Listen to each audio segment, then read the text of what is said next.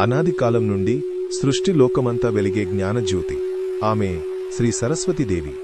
స్వచ్ఛమైన తెల్లని వస్త్రధారణలో కమలాసనమై కూర్చొని వీణ వాయిస్తూ వేదాలను ధరించి హంసవాహనమై ప్రకాశించే జ్ఞానస్వరూపిణి. ఆమె ఎక్కడ ఉంటే అక్కడ అజ్ఞానం తొలగిపోతుంది, సత్యం వెలుగుతుంది. ఒకనాడు అడవులలో దారుణమైన దొంగ రత్నాకరుడు ఉండేవాడు.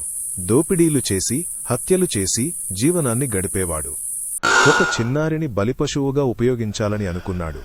కాని ఆ పాప ఏడుపు విని అతని హృదయం కరిగిపోయింది. ఆ చిన్నారిని విడిచిపెట్టి వెళ్లిన తరువాత ఒక మహర్షిని కలుసుకున్నాడు. ఆ మహర్షి ప్రశ్నించాడు, నువ్వు పాపాలు చేసి కుటుంబం కోసం సంపాదిస్తావు. నీ భార్య కుమారుడు నీ పాపభాగాన్ని పంచుకుంటారా? రత్నాకరుడు ఇంటికి వెళ్లి అడిగినప్పుడు వారు నిరాకరించారు. ఈ సత్యం అతన్ని కుదిపేసింది. తిరిగి మహర్షి వద్దకు చేరి కఠినమైన తపస్సు ఆరంభించాడు.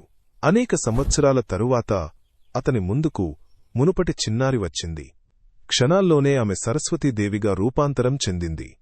దేవి అన్నారు, నీ హృదయం దయతో మేల్కొంది. నీకు జ్ఞానదృష్టి ప్రసాదిస్తాను.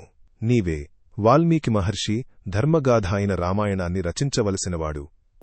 ఇంకోసారి రాక్షసులైన రావణుడు, కుంభకర్ణుడు, విభీషణుడు దీర్ఘతపస్సు చేసి బ్రహ్మదేవుని వరాలు కోరారు.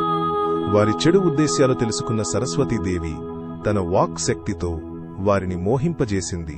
కుంభకర్ణుని నాలుకపై కూర్చొని అతని మాటలను వక్రీకరించింది. అమరత్వం అడగాల్సింది పోయి 6 నెలలు నిద్రించి 6 నెలలు మేల్కొనే శాపాన్ని కోరుకున్నాడు.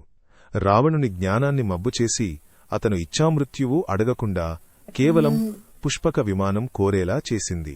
కాని ధార్మికుడైన విభీషణుడుకు మాత్రం స్పష్టమైన బుద్ధి ప్రసాదించి అతను విష్ణుభక్తిని వరంగా పొందేలా చేసింది.